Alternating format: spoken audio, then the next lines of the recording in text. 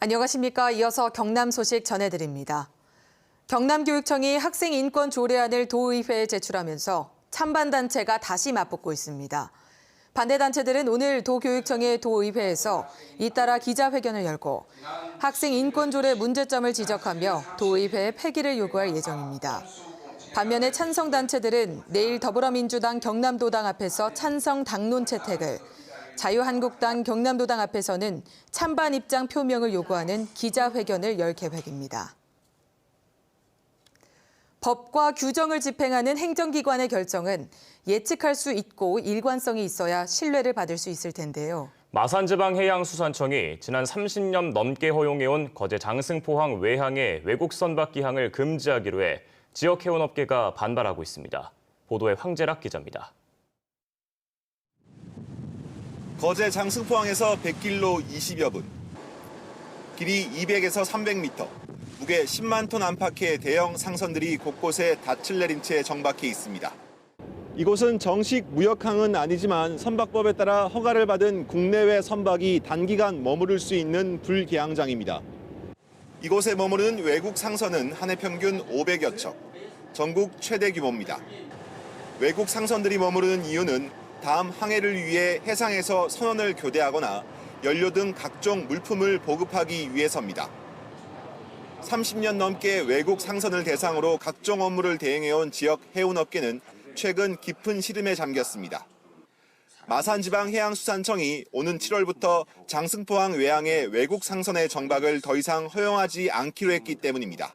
33년 동안 해오던 것을 해오는 것도 역시 그 33년을 허가를 해줬다는 것은 허가해준 사람은 정당하게 법에 있기 때문에 허가를 해주지 않겠습니까? 법에 인용을 해서. 마산지방해양수산청은 해상 안전사고 예방을 위해 느슨하게 적용됐던 관리 규정을 엄격히 적용할 수밖에 없다는 입장입니다.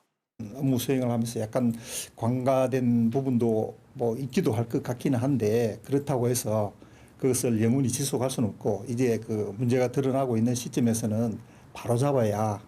해운업계는 이번 결정이 조선 경기 침체 이후 지역 경제 회복에 찬물을 끼얹을 수 있다며 국민권익위원회 진정과 공무원 고발 등을 검토하고 있습니다. KBS 뉴스 황재락입니다. 거제 지역의 취업자 수가 3년 연속 크게 줄어든 것으로 나타났습니다. 통계청의 지난해 하반기 고용조사를 보면 거제 지역의 취업자 수는 12만 400여 명으로 1년 전보다 2.4% 줄었고 경남에서 하락폭이 가장 컸습니다.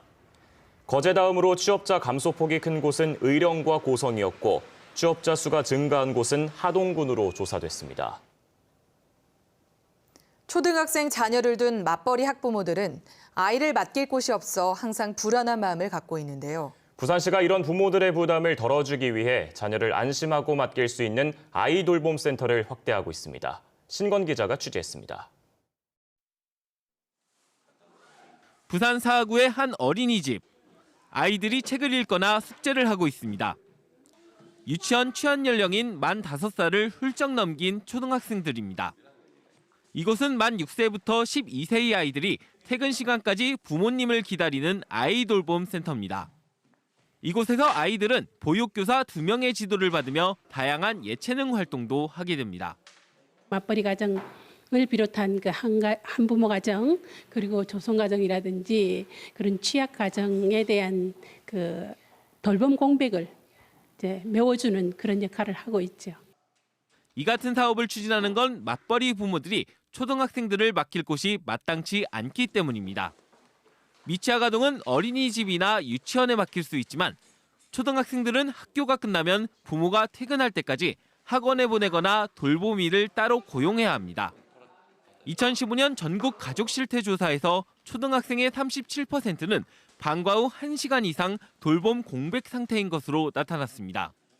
부산시는 최근 금정구에 아이 돌봄 센터 2호점을 개소하고 오는 2022년까지 75곳까지 늘릴 계획입니다. 아이 돌봄 센터는 구청을 방문하거나 구청 홈페이지를 통해 신청할 수 있습니다. KBS 뉴스 신건희입니다. 경남의 이번 주 주요 소식과 행사 등을 미리 들여다보는 순서입니다.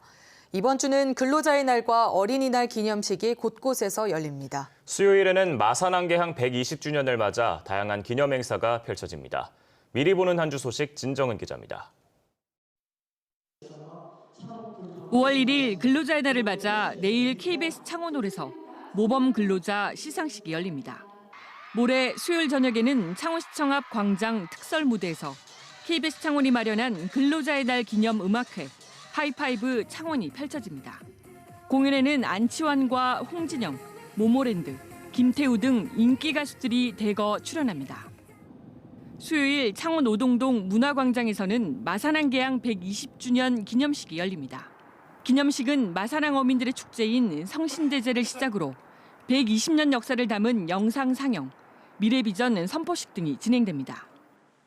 목요일 창원 컨벤션센터에서는 행정안전부가 지방자치법 전부 개정 관련 심포지엄을 엽니다. 한국지방행정연구원과 전국시도연구원 등 60여 명이 참석해 지방자치법과 주민참여 3법 재개정안에 대해 집중 논의합니다. 일요일 김해 봉화마을에서는 어린이날을 맞아 대통령의 집 어린이 투어, 봉화 그리기 대회 등 다양한 기념 행사가 이어집니다. 또 창원 용지 문화공원과 함양 상림공원, 의령 서동공원 등 경남 곳곳에서 어린이날 기념 행사가 열립니다. KBS 뉴스 진정은입니다. 네, 다음은 경상남도의 자매도시인 일본 야마구치 현의 NHK 방송국에서 보내온 뉴스입니다. 오늘은 야마구치 현의 대학에 다니는 유학생들의 생활을 이하롬 아나운서가 전해드립니다. 외국에서 온 유학생이 범죄나 사고에 연루되는 것을 막기 위한 보안 강습회가 시모노세키시 토아 대학에서 열렸습니다. 이 대학은 올해 신입생의 절반이 유학생입니다. 강습회에는 베트남과 미얀마 등 7개 나라에서 온 유학생 20여 명이 참가했습니다. ベトナムに自転車で2人乗って行けるんですけど日本で行けないです。 강습회를 마친 유학생들은 활짝 핀 벚꽃을 즐겼습니다. 벚꽃나무 아래에는 바비큐 파티가 준비됐습니다. 이슬람 계율에 따라 돼지고기를 먹을 수 없는 유학생을 위한 바비큐 세트도 준비됐습니다. 綺麗です。日本の花見は綺麗。川の隣の花見見ました。とっても楽しい。みんなバングラデシュの一緒パーティーしました。 유학생들의 참선 체험도 색다른 경험입니다. 토아대학 신입생들은 올바른 대학 생활을 위해 16년 전부터 참선 체험을 하고 있습니다. それは楽しいです。あまり難しくない。初めてだけど大丈夫です。 체험 시간 동안 좌선 자세가 무너져 주지에게 죽비로 등을 맞는 학생도 있었습니다. KBS 뉴스 이하롬입니다.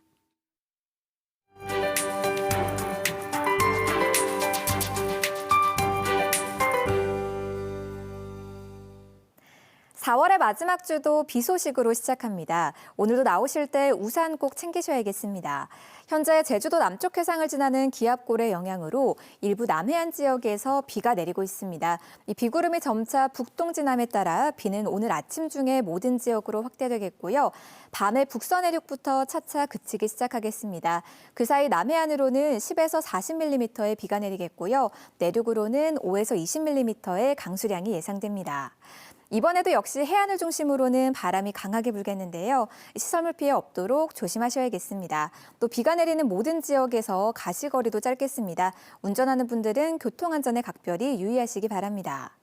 오늘도 공기는 좀 차갑습니다. 창원과 진주의 낮 기온 모두 14도로 어제보다 3, 4도가량 더 내려가고요. 평년보다는 7, 8도가량이나 크게 낮겠습니다. 옷차림도 따뜻하게 하고 나오시기 바랍니다.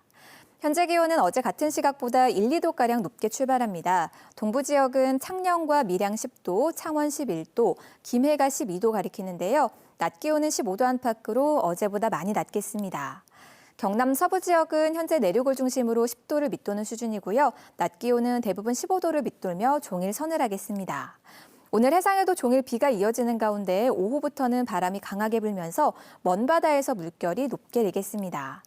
이번 비는 내일 오후에나 완전히 그치겠고요. 모레 오후에 또 한 차례 비가 내리겠습니다. 목요일부터는 다시 맑고 따뜻한 날씨를 되찾겠습니다. 기상정보였습니다. 대하소설 토지의 작가 고 박경리 선생을 기리는 문학축전이 이번 주말과 휴일 통영 서피랑공원과 박경리 기념관에서 열립니다.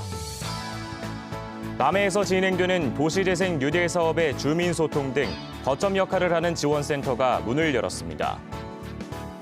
거창군은 잦은 기상이변으로 드론을 날려 사과 수분을 하는 인공수분 사업을 확대합니다. 산청군은 최근 물가대책위원회를 열고 택시 기본요금을 다음 달부터 17.5% 인상된 4,700원으로 6년 만에 올리기로 했습니다. 경상남도가 진주 아파트 참사를 계기로 고위험 정신질환자에 대한 일제조사에 나섭니다. 경상남도는 현재 경남의 중증 정신질환자는 5만 9천여 명으로 추정되지만 지난해 기준 등록관리 환자는 1만 3천여 명에 그쳐 이번 조사로 등록관리할 계획입니다. 이를 위해 전담반을 만들어 읍면동 경찰과 함께 방문 조사를 하고 고위험 정신질환자는 외래 치료비 월 3만 원 이내, 응급입원비 본인 부담금 15만 원 이내를 지원합니다. 민주당의 서영수 의원이 진주 참사와 관련해 LH 등 공동주택 관리 주체가 입주자의 안전사고 예방 조치를 하도록 하고 이를 위해 공동주택관리법 개정안을 발의했습니다. 서 의원이 LH로부터 진주 흉기 사건 관련 관리소 민원 접수 및 조치 내역 자료를 받은 결과 사건 발생 전 6개월 동안 7차례 민원이 제기됐지만 관리소는 경찰서 신고 권유와 CCTV 한시적 설치 등 소극적인 조치밖에 하지 않았다고 밝혔습니다. 현행법에는 관리사무소장 등의 안전사고 예방 조치에 관한 근거 규정이 없습니다. 내년부터 강화되는 해상 환경 규제로 오는 2025년 전 세계에서 발주되는 선박 10척 가운데 6척 이상이 액화천연가스 LNG를 연료로 사용할 것이라는 전망이 나왔습니다. 코트라와 KDB 산업은행 보고서는 2025년 세계 선박 발주 시장의 60.3%를 LNG 연료 추진선이 차지하고 관련 국내 기자재 시장 규모도 12조 원 규모로 4배 증가할 것으로 전망했습니다. 같은 학교 법인이 운영하는 여러 중고등학교에 교장으로 3차례 이상 근무하는 것은 학교 사립법에 위반된다는 판결이 나왔습니다. 창원지방법원은 창원의 A학교 법인이 지난 2008년과 2012년 이 2차례 고등학교 교장으로 근무한 B씨를 2016년 같은 재단의 중학교 교장으로 임명한 것에 대해 학교 사립법 중임 제한에 위반된다고 판단했습니다. 이 법원은 A법인이 제기한 학교 운영비 감액 처분 취소 소송을 기각했습니다. 김해 산업진흥의생명융합재단이 2019 메디컬 헬스케어 대상 시상에서 의생명 산업 창출 부문 대상을 수상했습니다.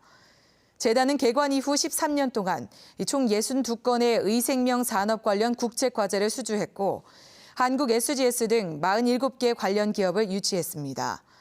올해 1회인 메디컬 헬스케어 대상은 의료, 의학과 보건산업 발전을 위한 것으로 보건복지부와 식약처, 국민건강보험공단 등이 후원합니다.